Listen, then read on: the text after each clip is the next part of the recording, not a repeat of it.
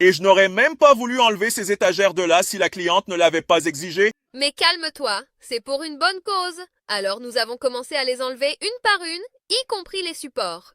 Et ce n'est que la première étape de la rénovation. La cliente nous a dit qu'elle déplaçait ses étagères sur un seul mur parce qu'elle va faire une armoire sur mesure sur les autres. Ah, et ce n'est pas pour rien, jetez un coup d'œil au projet, ça va être sensationnel. Et comme celle qui était de l'autre côté était un peu plus grande, nous avons dû faire quelques découpes, car la cliente ne doit pas voir de différence entre elles. Et ce n'est pas une scie ordinaire, c'est une scie plongeante. Donc toute la poussière qui serait tombée sur le sol de la cliente va directement dans l'aspirateur. Et avec toutes les découpes faites, il était temps d'installer le support au mur, de placer les étagères, de les fixer au support, et bien sûr, de passer l'aspirateur pour enlever la petite saleté qui aurait pu rester par là.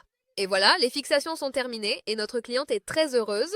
Mais attends, ce n'est pas encore fini. Non, nous avons déjà pris la route pour aller chez notre prochaine cliente. Et cette fois, c'est pour faire cette fameuse fixation dans la salle de bain. Calme-toi, petit sauterelle, tu n'as plus à t'inquiéter pour ça. Nous avons la solution, et c'est une machine qui détecte tous les types de tuyaux. Alors je te garantis, on n'en touchera aucun. Et avec le meuble fixé, il ne restait plus qu'à poser les portes. Et voilà, même une petite danse de la joie pour célébrer le fait qu'on n'a encore touché aucun tuyau. Oh! Et profites-en pour t'abonner afin de ne pas rater les prochains montages.